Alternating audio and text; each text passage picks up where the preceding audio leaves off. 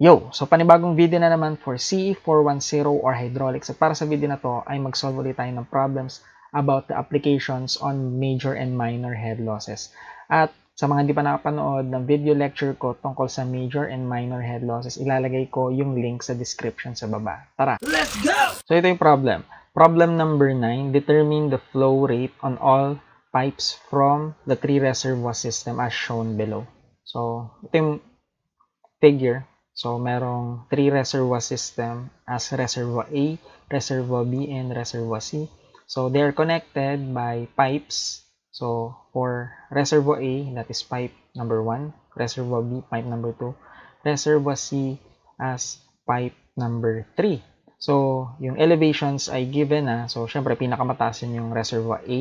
Pinakamababa yung reservoir C. At intermediate yung reservoir B. So, yun ay elevations 50, 38, and 15 respectively. So, base dito sa mga given, dito sa ating problem, ay given na lahat ng properties ng pipes. No? So, given ay sa pipe number 1, sa pipe number 2, at sa pipe number 3. Ngayon, ang kailangan daw nating makompute or yung required dun sa problem ay yung Q sub 1, Q sub 2, and Q sub 3. O yung flow rate at pipe number 1, flow rate at pipe number 2, and the flow rate at pipe number 3. So, ngayon, ito ay papasok dun sa type number 2 ng problems about 3 reservoir systems. So, ngayon, ang case na yun ay given lahat ng properties ng pipe, ng essential properties o yung essential na specifications ng pipe, gaya ng friction factor, roughness coefficient, or Hazen-Williams coefficient C.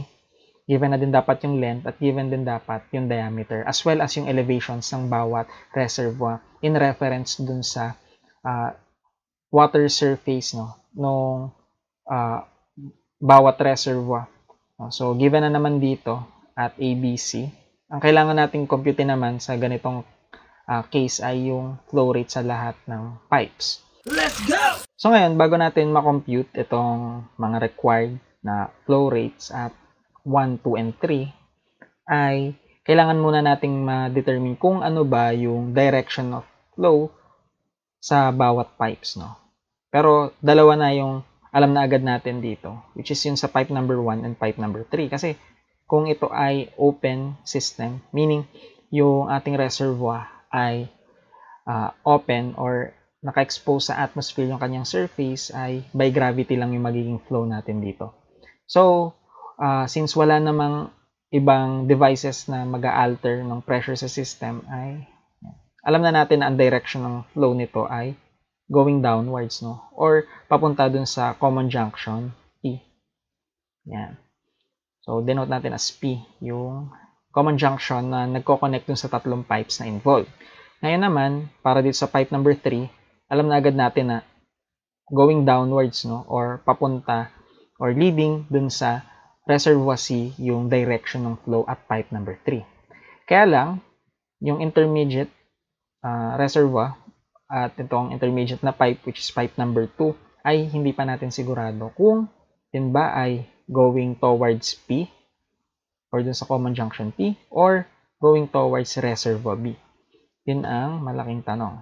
So, and bakit ba natin kailangan yun? Kasi para makapag-create tayo ng ating magiging working equation. Kasi kung hindi natin alam yung magiging direction ng flow, hindi natin magagawa yung ating magiging working equation para sa ating flow rate. Kasi di ba dapat malaman natin yung equation dun sa mga flow rate, gaya ng kunwari Q sub 1 is equal to Q sub 2 plus Q sub 3. Ibig sabihin nun, yung Q sub 1 ay sufficient para makapag-supply at reservoirs B and C.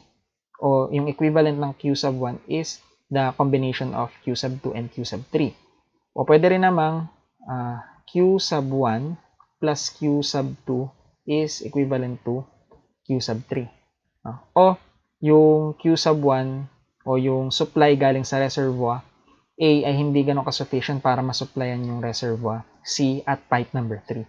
Kaya hingi siya ng tulong at reservoir B or yung Q sub 2. So, ito yung magiging mga possible na working equations natin later on at ang mag-determine nun ay kung ano ba yung direction of flow dito sa intermediate reservoir. So, gaya dun sa nabanggit ko sa aking lecture video ay kailangan muna nating itest kung ano ba yung magiging direction of flow dito sa pipe number 2. So, para magawa yun, lagay natin dito yung ating piezometric level. So, yung piezometric level, yung piezometric zone dito, sa common junction, so nilolocate natin yan sa common junction, nandyan yung summation ng lahat ng pressure heads dun sa mga reservoirs na mai-involve. Kasi tatlo yan eh.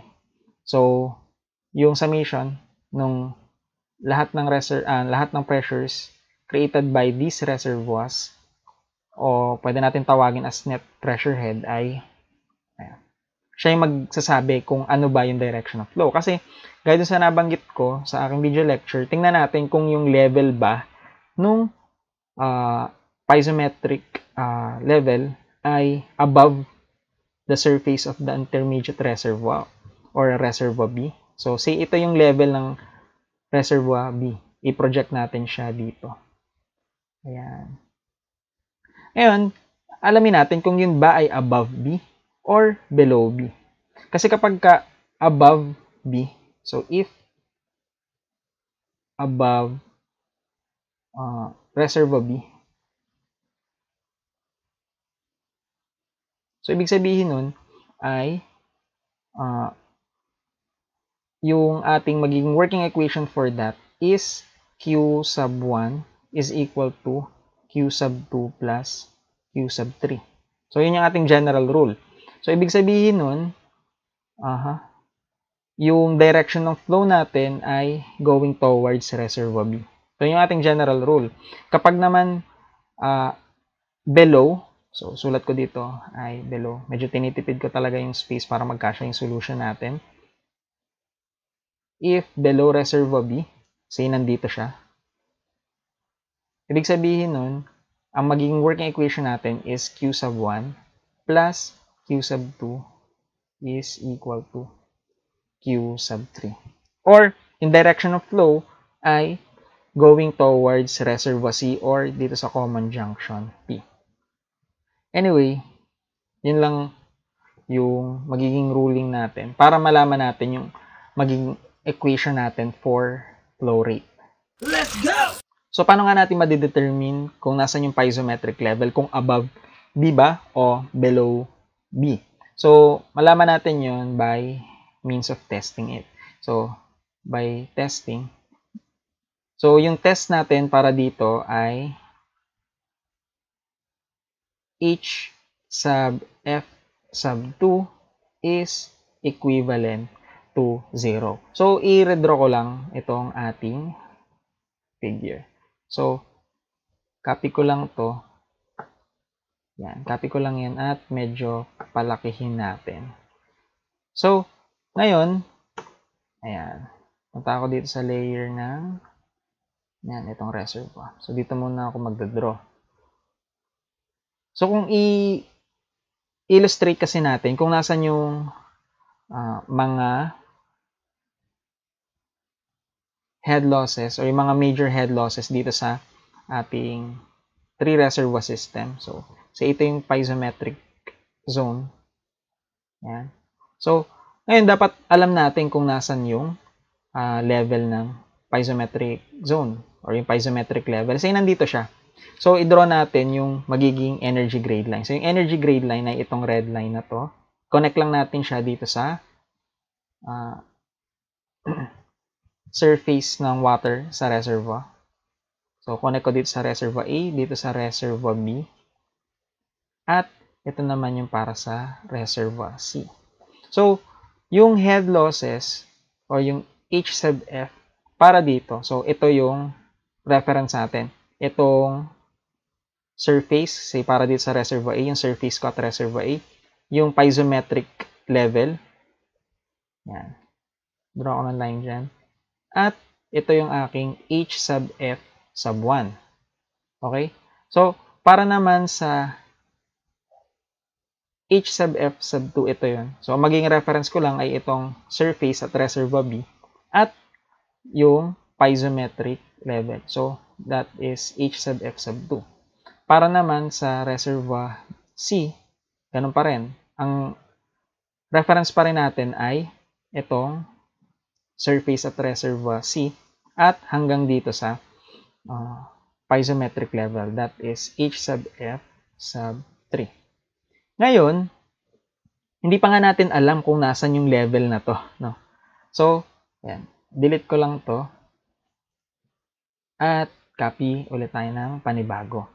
So, ang magiging testing daw natin para meron na tayong idea kung ano yung magiging piezometric level, kung above or below B, ay iset lang daw muna natin yung H sub F sub 2 o yung major head losses due to pipe friction at pipe number 2. So, kapag sinabi nating H sub F sub 2 is equal to 0, wait lang, yan.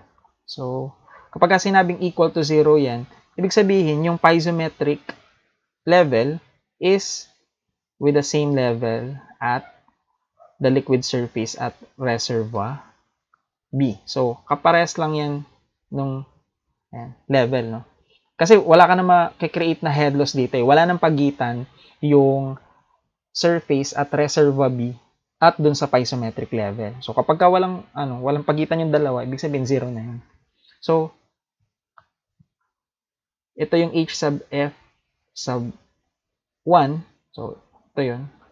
So, ang reference natin ay from the surface at reservoir A hanggang dito sa assumed na piezometric level. Naka-level din ng reservoir B.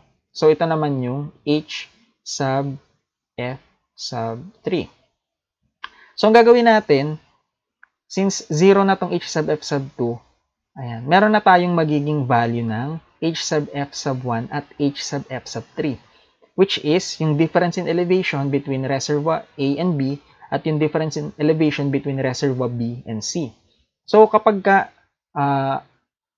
meron na tayong value ng head loss, balikan lang natin yung ating formula for head loss. So, kung given na yung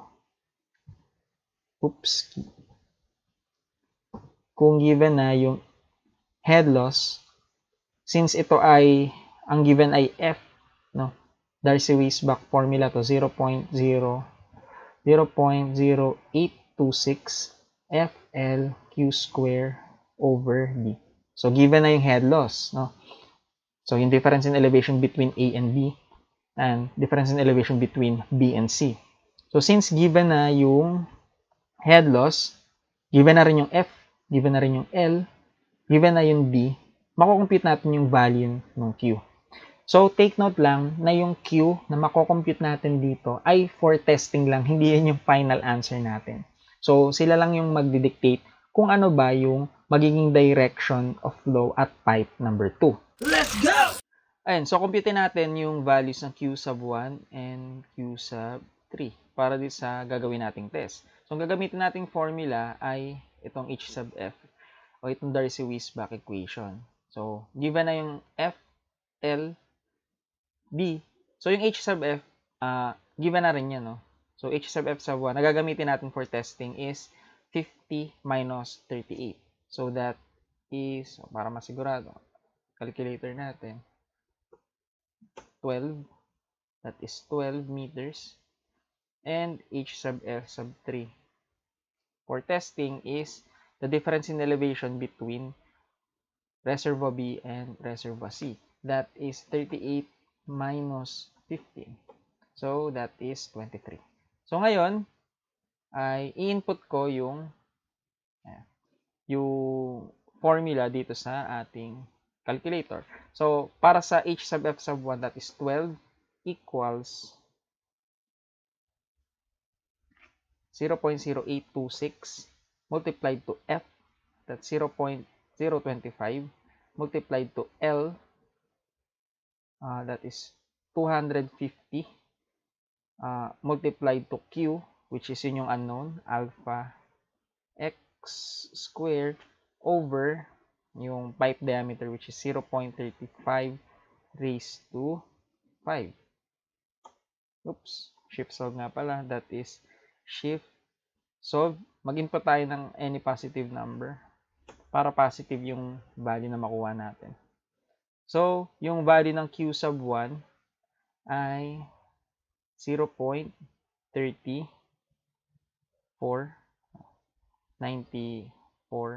cubic meters per second. So, ang sunod naman ay yung Q sub 3. So, para sa Q sub 3, that is, ang pipe diameter niya ay 0.25. Unknown pa rin yung X o yung Q. Ang pipe length ay 200. Ang kanyang F ay 0.015. At yung head loss or H sub F sub 3 is 23. Shift solve. Shift solve. So, yung value for Q sub 3 is 0.3010 cubic meters per second. So, yun. Nakompute natin yung testing values natin. No? So, since Q sub 1, so kung mapapansin nyo is greater than Q sub 3. So, ito na yung naging conclusion natin. So therefore, the piezometric level is above B. So, ngayon, since nasabi na nga natin na the piezometric level is above B, makikreate na natin yung ating working equation. So, ang magiging working equation natin dito would be Q sub 1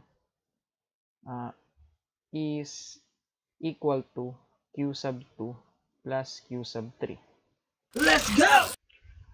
Ayun, so na-delete na natin yung, na-create natin na solution o yung test para makuha natin yung flow direction na nasulat natin dito sa right side ng screen. Anyway, ang kailangan lang naman natin ay malaman yung ating maging working equation. At na-conclude nga natin na since Q sub 1 is greater than Q sub 3, then yung ating flow direction ay eto. Palitan natin to. So, ang naging working equation natin ay Q sub 1 is equal to Q sub 2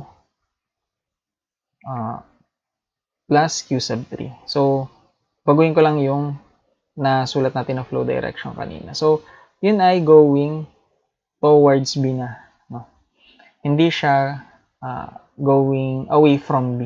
At, tandaan natin, kapag ganito yung direction ay yung ating level, ng piezometric level, ay above reservoir B. Ang magiging working equation natin for flow rate is Q sub 1 is equal to Q sub 2 plus Q sub 3. So ngayon, since ito na nga yung ating gagamiting working equation, ay, kumbaga, wala naman tayong ibang model or formula na pwedeng gamitin para makompute yung values ng Q na base din dito sa ating given, kundi yung major head loss formula. So, yung major head loss formula na gagamitin natin, same pa rin, yung Darcy-Weisbach equation. That is H sub F is equal to 0.0826 FLQ Q square over B raised to 5. So, ngayon, since ito nga yung working equation natin, dapat makuha natin yung value ng Q. So, since given naman yung F, given yung L, given na din yung B. Pero hindi pa natin alam kung ano yung head loss. Ngayon, since hindi pa nga natin alam yung head loss, okay, ay pwede nating makuha yung equation na Q na in terms of, Q na in terms of head loss. So, ito yung constant. Ang tinutukoy kong constant ay ito. Itong merong mga given na. So, denote lang natin siya as K times H sub F. So, Q na in terms of head loss. So, simulan ko dito sa pipe number 1. So, that is H sub F sub 1 is equal to 0.0826. So, substitute ko na yung values, no? So, para dito sa F, that is 0.025. Para sa L, that is 250. At para naman sa Q, yun yung unknown. Q sub 1 square raised to Q sub 1 squared all over D. So, yung D ay 0.35 raised to 5. Ngayon, ito lang yung mahalaga nating ma-compute, no? So, ito yung constant part. Ayan. So, ito yung constant na part, no? So, that is computein lang natin. That is 0.0826 multiplied to 0.025 multiplied to 250 over 0.35 raised to 5. So, that is raised to 5. So, that is 98.29. Ngayon, since 98.29 to, so, lagay ko muna siya dito. H sub F sub 1 is equal to 98.2934.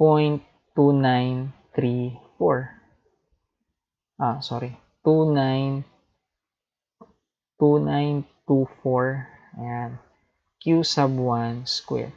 So, gagawin ko ay yung value ng Q sub 1 square is equivalent to 1 over 98.2924. So, ngayon, this is in terms of H sub F sub 1. At kunin lang natin yung value ng Q sub 1 by exponentiating both sides by 1/2. So, or yung kunin natin yung square root ng both sides. So, ngayon, itong part na to ay pwede kong i-store yung value. So, para makuha natin yung value na yan, reciprocate lang natin yung na-compute natin na 98.2924. So, yun ay 1 over answer. So, that is 0.0101. So, gawin ko, store ko to sa shift store to A. So, yun. Ito na yung value ng A. So, yung Q sub 1 is the stored value, square root of the stored value at A times H sub F sub 1. So, ito na yung ating na-compute na value na Q sub 1 in terms of H sub F sub 1. So, ang gagawin ko, delete ko lang to, itong na-create ko na solution, at isulat ko yung aking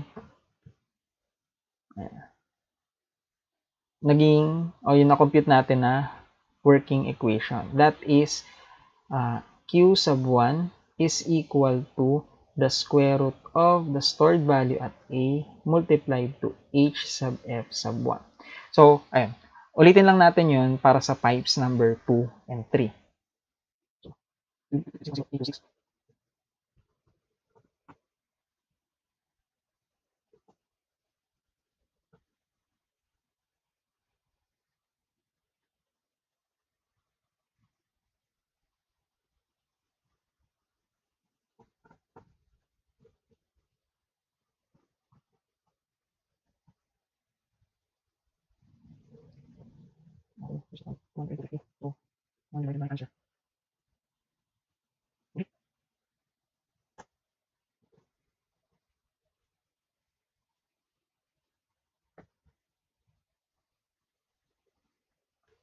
Ayun, so ginawa ko lang din yung ginawa natin sa Q sub 1 in terms of H sub F sub 1 o dito para sa Q sub 2 and Q sub 3. So, ganun lang ginawa ko. Kinuha ko yung constant part, ni-reciprocate ko, at yung equation ay nilipat ko pala sa dun sa, in terms of h sub f, yung constant by reciprocating it, then exponentiating both sides by 1/2 or kunin natin yung square root ng both sides of the equation.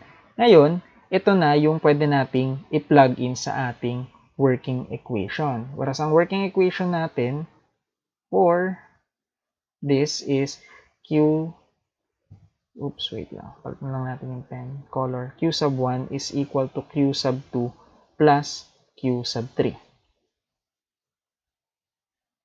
Let's go! So, substitute na natin itong na-compute natin na values dito sa ating working equation. So, q sub 1 is the square root of the stored value at a o yung constants. H sub f sub 1, q sub 2 is the square root of the stored value at b. H sub f sub 2 plus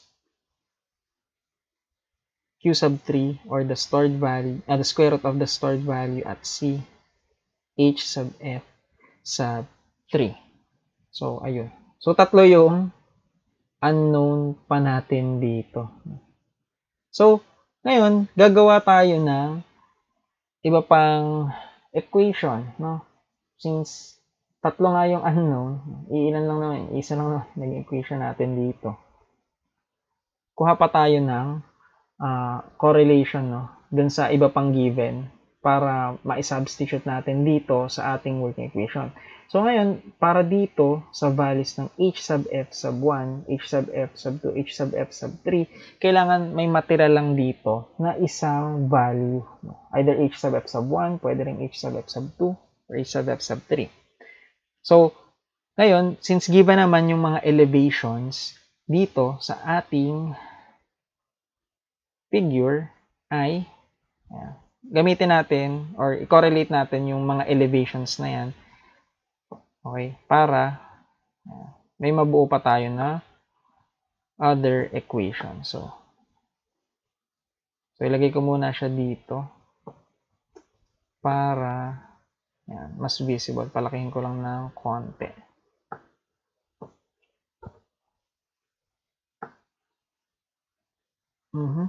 So, sabi ko nga, isa lang dapat yung maging unknown natin dito kasi equation to eh. So, kung marami dyang unknown, hindi natin mako-compute yung value. Not unless marami pang tayo magagamit na working equation. Pero i-correlate nga natin itong mga elevations by our head loss. So, ngayon,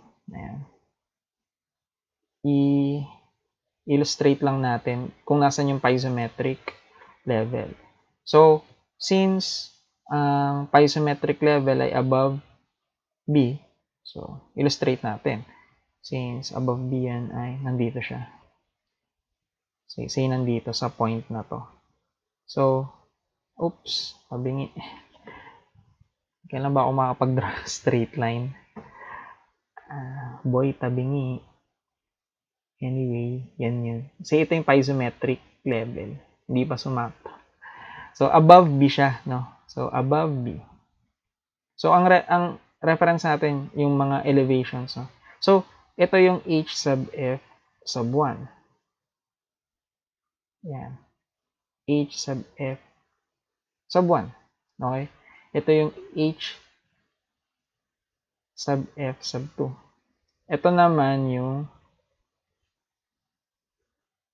h sub f sub 3. So, ngayon, given na naman yung mga elevations dito sa mga to, no? Sa surfaces. So, that is 50. Para dito ay 38. Para dito sa pinakamababa ay 15. So, pili lang tayo ng isa, no? Ng isang head loss, no? Na ititira dito. So, say, gamitin natin itong h sub f sub 1 as our reference. No? Since yan yung ating reference, dapat lahat ay in terms of h sub f sub 1.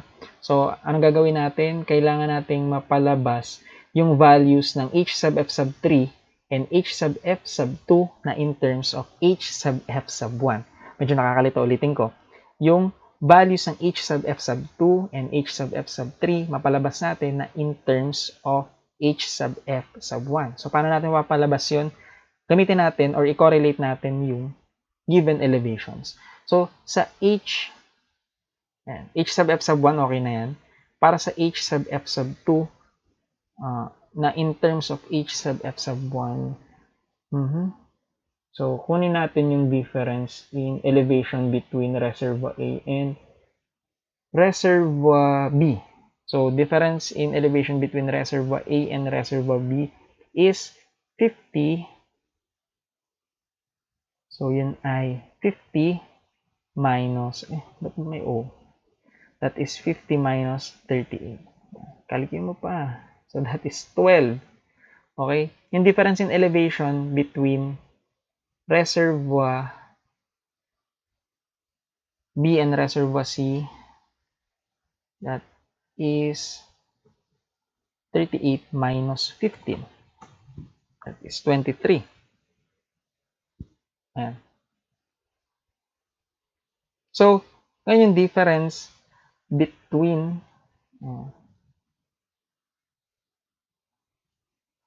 50, yung elevation ng reservoir A and reservoir C ay 50 minus 15. 50 minus 15. Calculate mo pa. 35. Or yung 12 plus 23.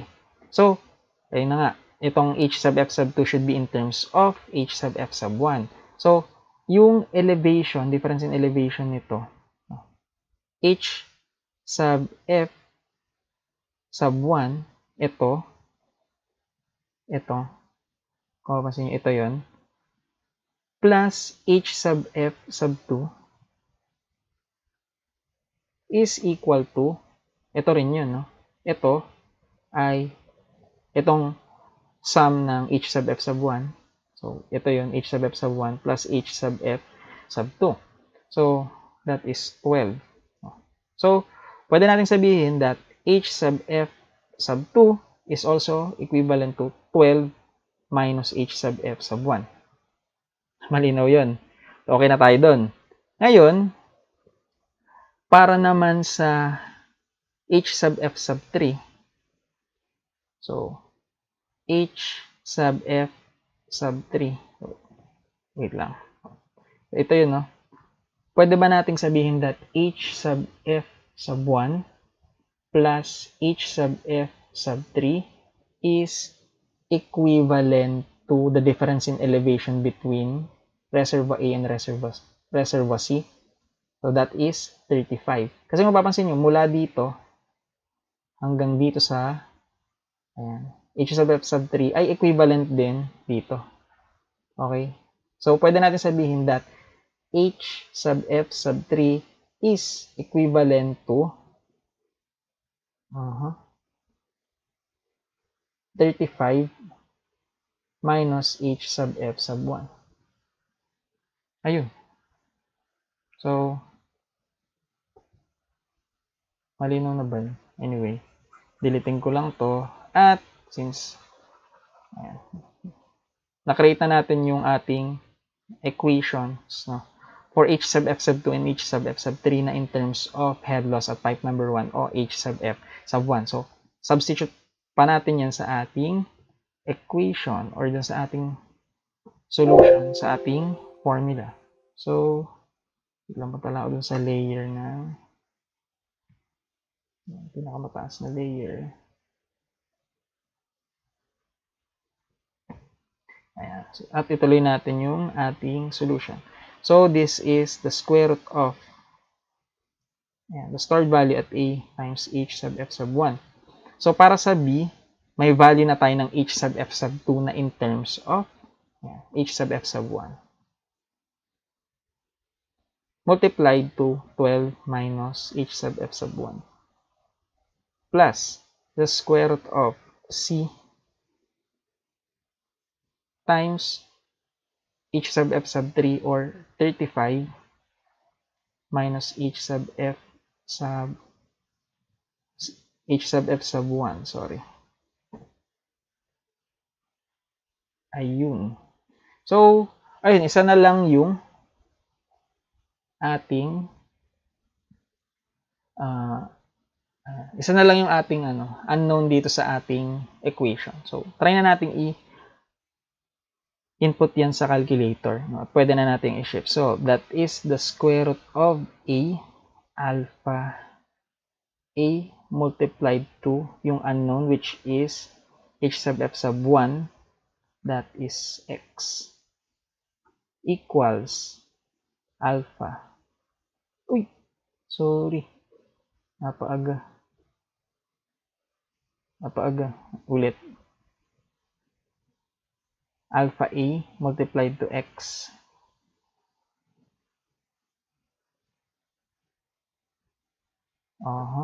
equals alpha equals the square root of B alpha B multiplied to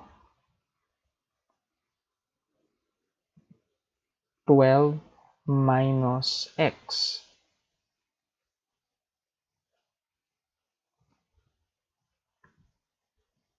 Okay. Plus the square root of, yan, medyo bagal ako, puro yan, multiplied to unknown, sorry, ulit, 35 minus alpha x. Ayun. So, ayan, na-input na natin ang ating equation. Pero, ayan, shift solve tayo. So, kapag nag-shift solve tayo, ito yung values ng A, B, and C.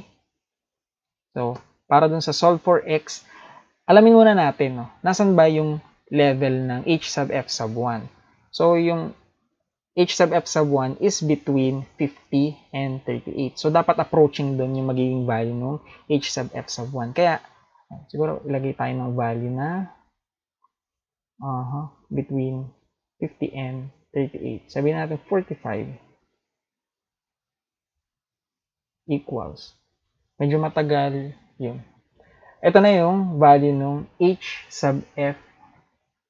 Ayan. H sub f sub 1. That is 11.7689 meters. So, kung mapapansin nyo, ang difference in elevation nito ay 12. No? So, dito lang yung level, no?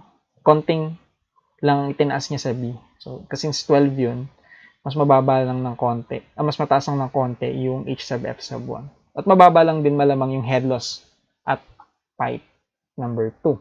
So, ngayon, bigyan ko lang kayo ng trick, no? Pwede nyong i-substitute na tong H sub F sub 1 dito sa mga functions na to or dito sa mga expressions na to. Okay? So, pag sinubstitute nyo yan dyan, ayan. Okay? So, ngayon, pag sinubstitute nyo yan, di ba ang value nito ay Q sub 1? Ito ay Q sub 2. Q sub 1, ito ay Q sub 2, ito ay Q sub 3. Ito yun eh, ito yung pinagmula nating equation eh. Ito.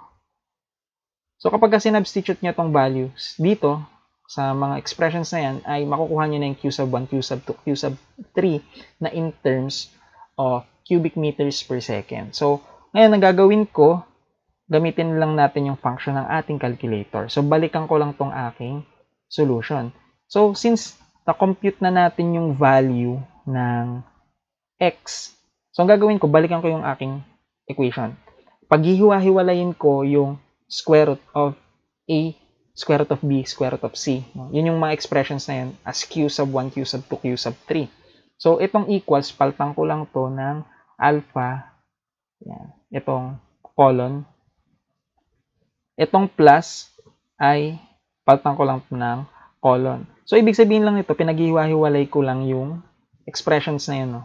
Yung mga square, yung tatlong square root o yung tatlong radical na expressions. So, ngayon, ang gagawin ko, isa-substitute ko yung nakuha kong answer dun sa x, no? Yun yung magiging value ng x ko. So, para magawa ko yun, press ko lang tong calc. Calc. So, tatanong dyan, yun yung, ang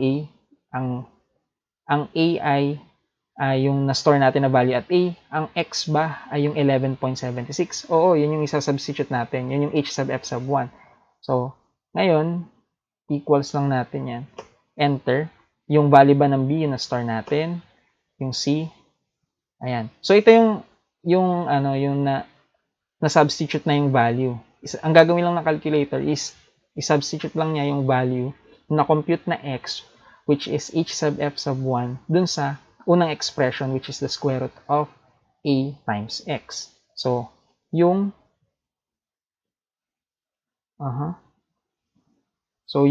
Q sub 1, yung na-compute ng calculator na Q sub 1 is 0.3046 cubic meters per second. Ito na yung Q sub 1. Para naman sa Q sub 2, equals nyo lang. Ito na yung value ng Q sub 2. Sa-substitute na yan directly ng calculator. Yung value ng X dun sa pangalawang expression, which is the square root of B times 12 minus X. So that is Q sub 2 is equal to 0.04345.